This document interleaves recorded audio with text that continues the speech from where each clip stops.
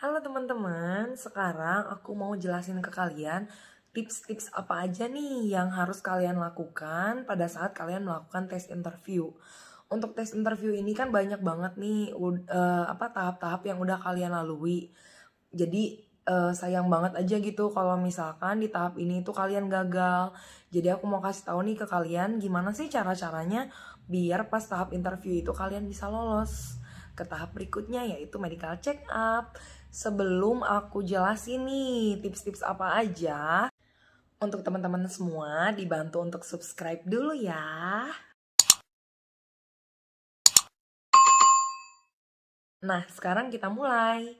Yang pertama yang harus kalian lakukan itu pastinya itu tepat waktu. Jadi kalau misalkan nih di undangan interviewnya itu kalian harus jam 8. Diusahakan jam 7.45 itu kalian udah standby. Karena kan nanti kan untuk interviewnya itu melakukannya menggunakan link Webex.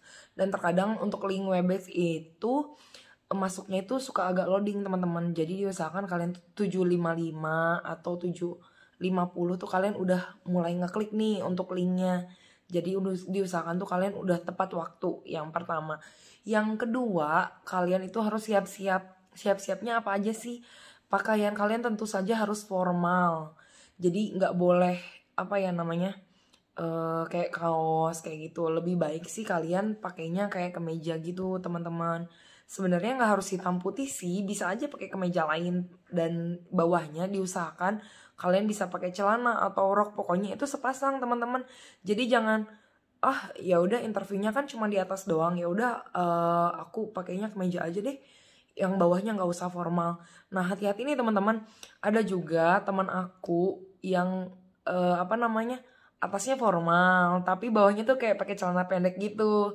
Nah suatu saat dia diminta untuk berdiri gitu, kayak ngeliatin penampilannya gitulah. Tapi kalau misalkan untuk pengalaman aku sih, sebelumnya aku nggak disuruh berdiri, jadi cuman kayak gini aja sebatas atasnya doang. Tapi untuk mencegah hal-hal yang terjadi pada teman kita yang sebelumnya, alangkah lebih baik kalian untuk pakaiannya itu formal dari atas sampai bawah gitu.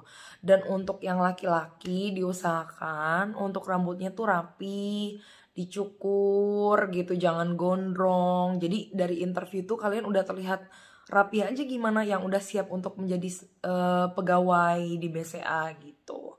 Dan untuk yang perempuan, dan kalau bisa nih untuk rambutnya cepol aja gitu. Jadi kayak udah rapi aja, kayak kalian mau kerja sebagai CSO atau teller. Itu kan nanti harus dicepol tuh. Nah, kalau bisa pas interview kalian udah prepare aja untuk dicepol gitu. Jadi kan untuk kesan pertama sama interviewernya itu udah bagus. Jadi yang pertama tepat waktu, yang kedua penampilan kalian itu harus rapi dari atas sampai ke bawah gitu. Dan untuk perempuan nih diusahakan sih make up aja gitu. Kalau emang bisa make up full ya make up full, tapi nggak usah terlalu menor aja, sebatasnya aja. Gimana kalau misalkan kalian itu sebagai frontliner kan harus ketemu nasabah nih, otomatis penampilan kalian juga harus bagus gitu. Dan pada saat interview diusahakan kalian itu kayak tegak gitu. Cuman tegaknya nggak yang nggak yang tegang kayak gini gitu, nggak harus kayak gitu sih. Terus nggak yang mengebungkuk, nggak yang kayak gini kayak gitu. Jadi kayak lebih oh ya ngobrol segala macam kayak gitu. Jadi dibawa santai aja, jangan dibawa tegang, dan jangan dibawa santainya ngomong kayak ke teman juga ya. Tetap tata bahasanya sopan gitu. Itu untuk yang berikutnya gitu. Jadi kalian kalau misalkan ngomong kayak percaya diri aja gitu, jangan kebanyakan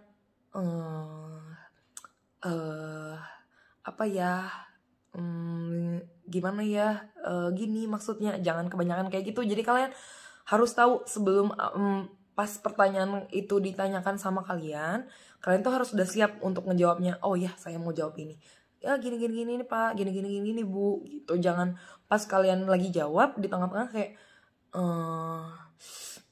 jangan kayak gitu teman-teman. Jadi lebih ke sikap, tata bahasa, cara bicara itu tuh kalian harus kayak ngobrol aja kayak gini gitu. Jangan kebanyakan mikir, jangan kebanyakan diem kayak gitu. Jadi kalian harus tahu apa yang mau kalian omongin gitu. Untuk pertanyaan-pertanyaannya aku bakal kasih tahu, cuman mungkin emang nggak terlalu detail dengan interview yang sebenarnya yang aku lakuin gitu teman-teman.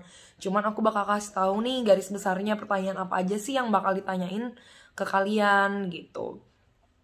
Untuk sebelumnya sih aku di sini mau jelasin interviewnya itu kan aku ini sebelumnya udah pernah kerja. Nah kalau misalkan untuk teman-teman nih yang masih kayak lulusan SMA atau dari SMA terus ke kuliah, lulusan kuliah S1 atau D3 kayak gitu, aku sih nggak bisa jelasin kayak gimana detailnya. Aku ini akan ngejelasin karena pengalaman aku sendiri gitu. Jadi pada saat interview itu aku ditanyainnya apa aja. Nah untuk yang pertama karena aku udah pernah kerja, jadi di sini kan ada nih di formulir permohonan magang itu data-data aku. Jadi interviewernya itu udah mendapatkan semua data-data aku yang aku isi sebelumnya. Jadi dia tuh pada saat menginterview itu dia kayak baca kertas gitu, data-data aku di sini gitu. Nah teman-teman, untuk aku kan sebelumnya itu udah pernah kerja dan aku tuh sebelumnya itu kerjanya sebagai pramugari. Nah pada saat interviewernya itu kayak nanya gitu, kamu gimana nih di pekerjaan kamu sebelumnya? Kan pada saat jadi pramugari itu dibutuhkan untuk kerja sama tim. Dari kamu sendiri kayak gimana? Nah kalau aku sih jawabnya untuk kerja sama tim sih sebenarnya itu benar-benar sangat dibutuhkan dalam pekerjaan saya, Pak, gitu. Jadi saya sudah berpengalaman dalam hal kerja sama tim. Jadi setiap ada masalah sama penumpang atau sama sesama kru itu pasti harus kita selesaikan secara bersama-sama gitu. Dan harus diselesaikan juga dengan pemimpin kita, yaitu atasan kita sendiri gitu.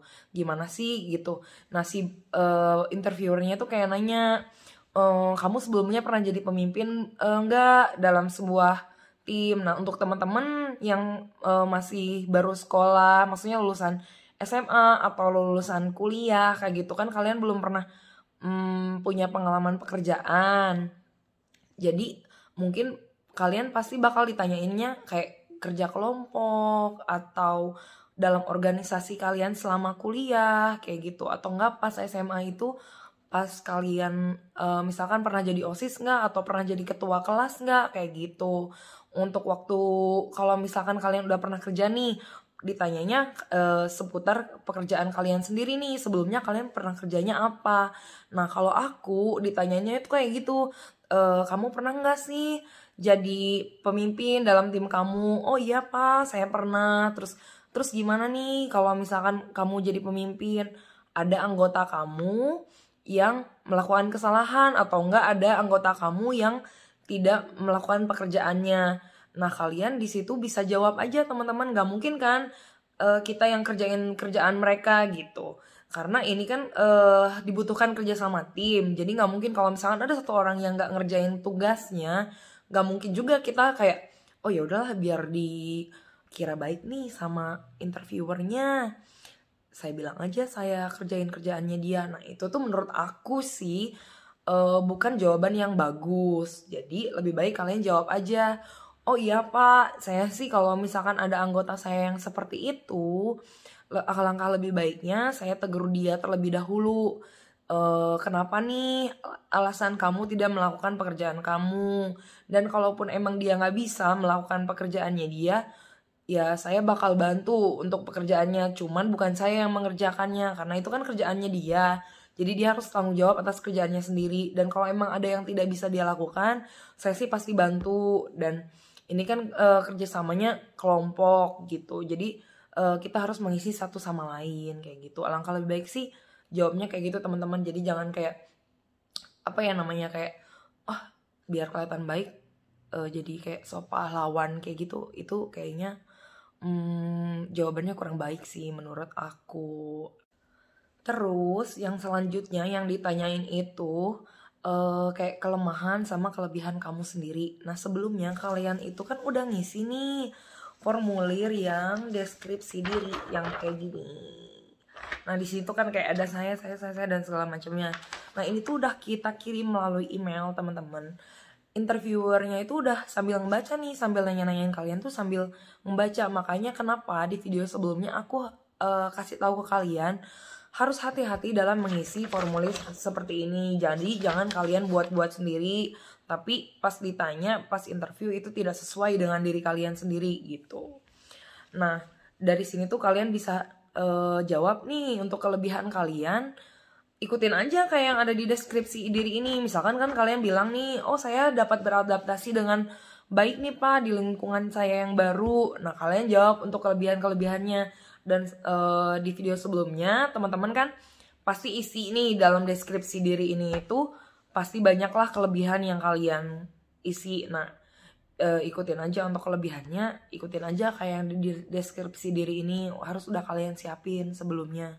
Terus untuk yang untuk kelemahan diri, misalkan ditanya nih, untuk kelemahan kamu apa sih yang kamu rasa dalam diri kamu?